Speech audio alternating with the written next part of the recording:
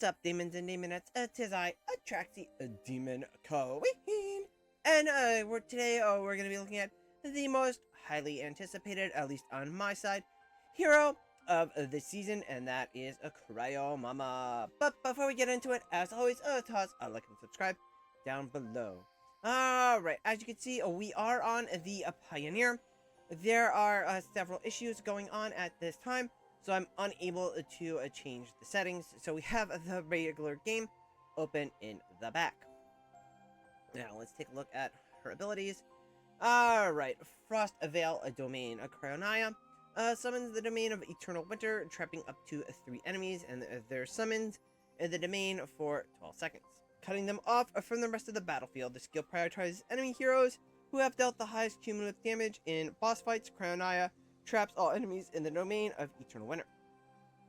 When a Cryonaia casts her ultimate, she gains a Frost Shield for the duration of Eternal Winter and absorbs up to 1400% plus 250% damage while the shield is active.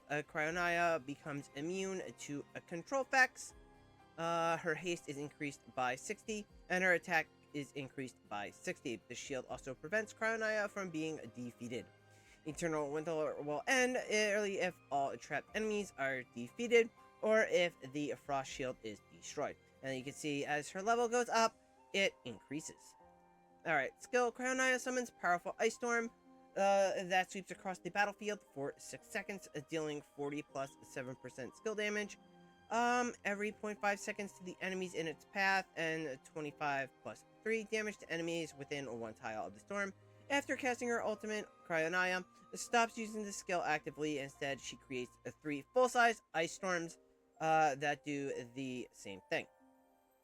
And then as she levels up, it just increases the damage. So we're probably going to want skill damage on her. Cryonaia creates and launches 5 ice shards at an enemy. Each shard dealing a 140% plus a 20 damage to enemy hit, while the Frost Shield is active, reduces the cooldown of this skill to 3 seconds. Alright, so she does this more frequently in the ice domain. Alright, hero focus, she just increases her attack, and Frost Shield remains active. She increases her attack. Alright, Frozen Time. So this is her EX weapon. A Cryonaia deals extra damage to enemy. They are brought into the domain. Only Cryonaia can use ultimates. That's huge. So when she does her ult, that means it prevents other heroes from using their ult. It's very similar to, say, Dunlinger's Ordering, where he just prevents ults. So it's like a mini Dunlinger effect. I will note, it doesn't counter an ult that's ongoing like a Shakir, but it will counter Haywin for some reason, so it's weird. But if Shakir's ulting, he becomes unaffected. He cannot be stopped. We're gonna see that here in a little bit. The Biting Cold, this is at 15. Cryonaia can stop the battle time for up to 30 seconds with Eternal Winter. Now, this doesn't increase, right, the time that the Eternal Winter goes on. It just increases, so it's like 30 seconds. I think it's cumulative. This is poorly worded and needs a better explanation of what the ability actually does. I think it could be interpreted in one of 2 ways, very much like Smokey's ult, which leads to a lot of confusion. Is it 30 seconds over all of her ults, or is it 30 seconds per ult? Because I witnessed that this didn't particularly work in stages. So when you get to about the 4th or 5th ult, especially if you're running her with something like the Twins and a Rowan that get her energy very quickly, and you run with the new Enlightening spell, which is Insight, which you'll be getting on reset on Monday. She just ults really quickly. She ults a lot. So I think this is poorly worded, but I think it's cumulative, not per instance. And Enhanced Force, when the Frost Shield is active, a Cryonaia instantly freezes and defeats enemies, so she gets an Execute. Very similar to Scarlina, very similar, more similar, I would say, to Odie, just not as powerful. So let's go ahead and we're going to take a look at her in some stages. As you can see, we are at a 110-ish deficit. Deficit pushing is not her strong point. Maybe she's good against the dead tide mobs. She's just not good on these stages. You're gonna see why here in a sec, but she does not work well with control. So as you can see, we get our Aaron ult off. And there's her storm going. Now she's going to go into her ult very soon. And as you're going to see, here's Shakir. Shakir is unaffected, so he ults the entire time. But as you can see, you get those little markers. So as soon as he breaks, he kills her. Because she goes back to being squishy. So she gets destroyed by Shakir in this instance. Alright, so as you can see, she doesn't work really well there. Could we use her as a replacement? Say for a Smokey.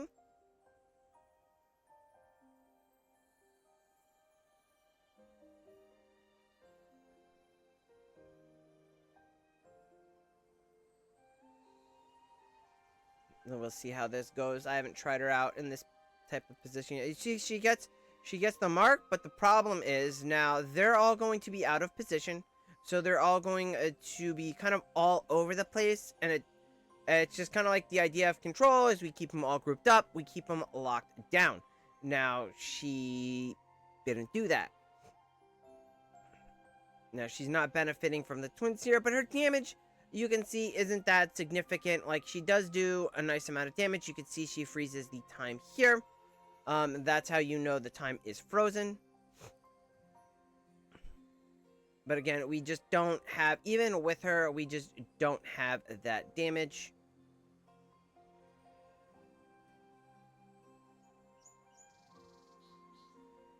I want to see if we can get to an instance of... Now, you see where we're not being able to stop time anymore? Now, that's what I'm talking about. I'm not sure if that's a bug, or again, if her ability is just cumulative, and now she's dead. So we'll just let it run out, and we'll take a look at her damage.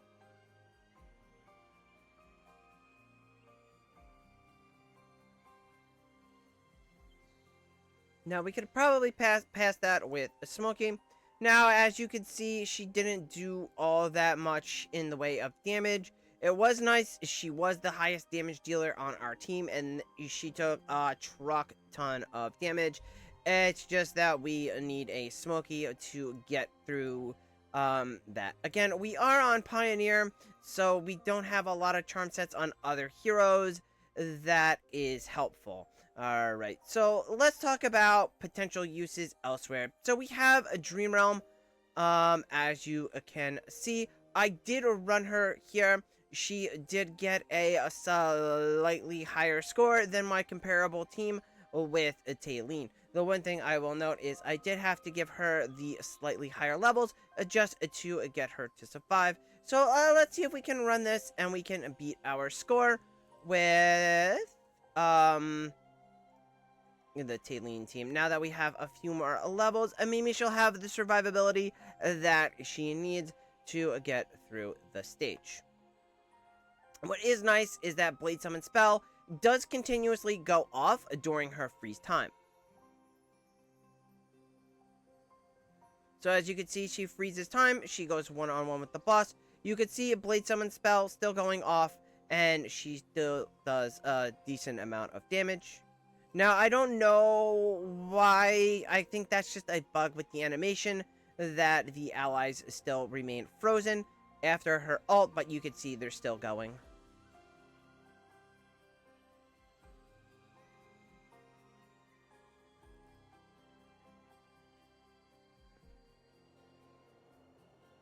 So you can see she will execute.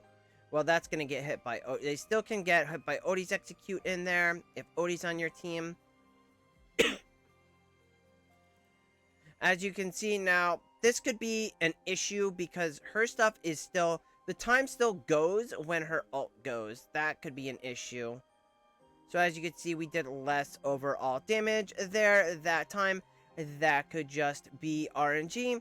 But I don't know. It's rough, right? You can see she does do a significant amount of damage here. on the boss. Again, we just don't have the charm sets.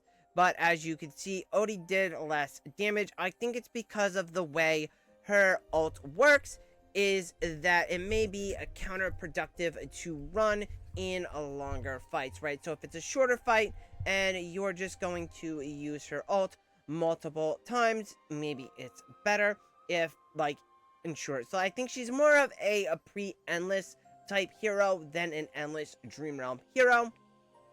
But let's talk about where she is coming up big the most, and that is Arena.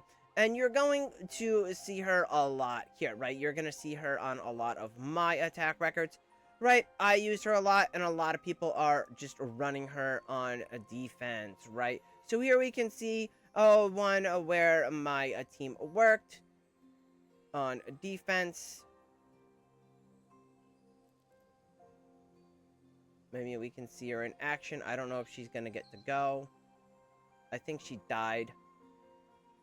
Yeah, because they ran her rock. So she didn't make it on that one. If we can see her on attack here. Here I ran her, yeah, I ran her with Bonnie. They had no counter control, so we just ran her with a control team. So it made it very easy, right? Because you can just control her. It wasn't a big problem. Ours goes off, does massive amounts of damage, freezes all of them, and then it's a game over. So you're going to see her a lot there. Again, with these fights, they are very, very quick. We'll see how it goes here on defense.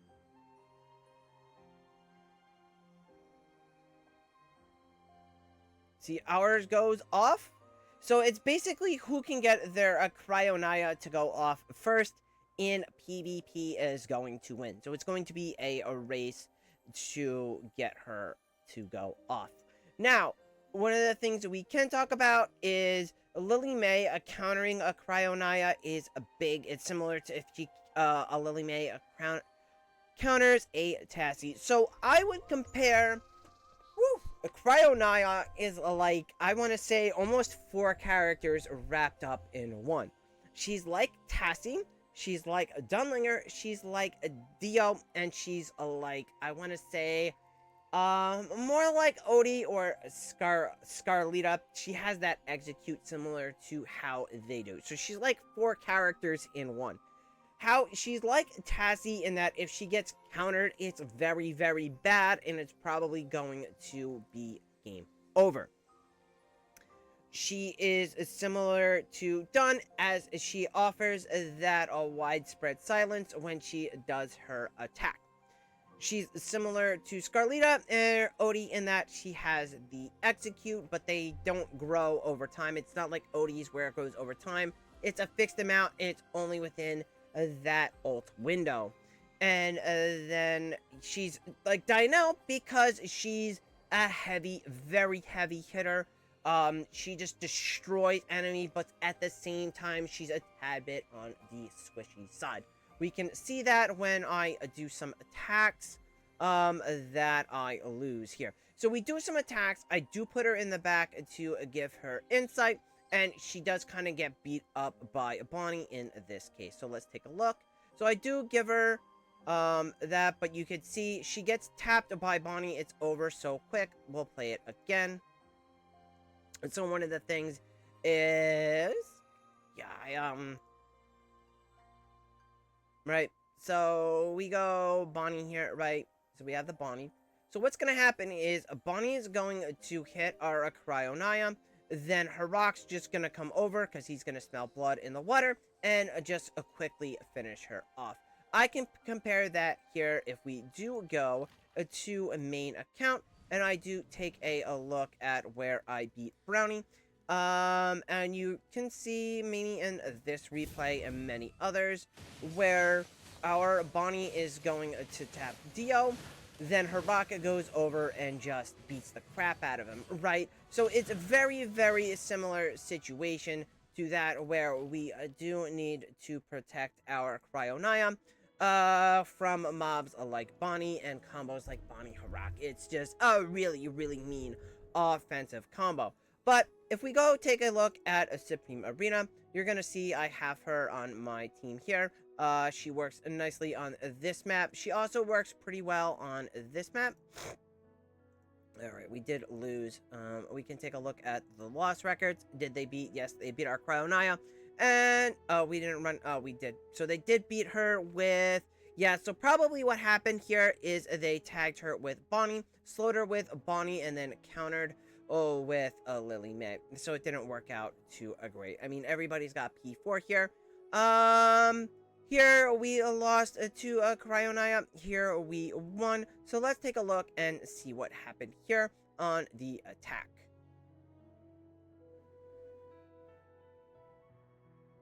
So you can see her whirlwinds just devastating everybody in the back.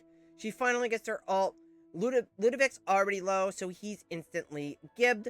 And then the other hero gets gibbed too, right? So she just beats up the one hero. So that's also something to mention, is if she ults and the heroes are already low, she's going to instantaneously kill any low heroes. Now, we did have an attack here where I did lose. This was... No, that wasn't Cryonaia. This was against Cryonaia. Now, I ran my Mauler comp that is usually pretty strong. I thought, oh, maybe we could beat her down. But the problem is we don't beat her down in time. And then she ultimately gets her ult off. And though, yeah, it's just going to be nasty. We'll show it here. So we do counter her. But we can't kill her in time. So she goes off a second time. And then that's when things go bad. So you can see she goes off the second time. Our Seth gets annihilated. Our Lily got annihilated. And then our Shakir gets annihilated. So she's devastating. She's just amazing in PvP. She is going to be the meta PvP hero. You are going to see her a lot in PvP. There's going to be a distinct bar between those who have her and those who do not have her for PvP. And she's just mean there. She's just amazing. I mean, if we go in and we just look, I guarantee you, who's ever running number 2 is going to have her out there. As you can see, yeah, you can see her there. You can see they are running the twins with her, Bonnie, Harak. Yeah, it's just gonna, this team is just gonna be a pain to even try and touch. I mean, we're gonna have to come up with some counter for it. I don't have one at this time. I would probably run, maybe we could drop that, maybe we run our Cryo, we run our Fraesto, we put him in back, we do that, and then maybe we run Lily May, right? And then we run Confining as well. Yeah, because this is the only way I can think to kind of slow her down. This will give us a little bit of sustain with our Damien. This should allow Lily to counter what's hopefully going to be the Cryonaia ult first. And then Bonnie... I don't know if we really need Bonnie here. She's not really going to add much other than slowing down the other Bonnie. So we could probably just throw in our Harak and we'll just kind of like see how it goes.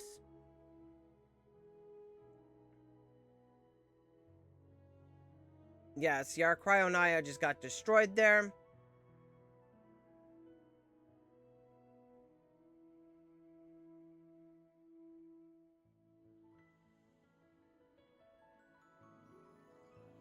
So there's definitely going to be a learning curve, how to fight her, how to beat her, beat teams that use her. Yeah, it's definitely going to be a challenge. That much is for certain. So I'm not too worried here. Everybody has P4. We're on a very even playing field. But as you can see, you know, even if we go here and we just attack other people, you're gonna see that pretty much everybody's going to be using her that has her in PvP, I guarantee, unless they have the default setup, right? You see here. So see here, this is where I would run Bonnie to counter, right? So we've got boom, boom, boom. we would run Bonnie, I think, and then we could run our, oh, I would probably do I want to drop? We can drop her, we can run Done, and then we put her rock here, and then we can just kind of like counter her, with Bonnie. We'll write Insight as well, and we'll just see how it goes.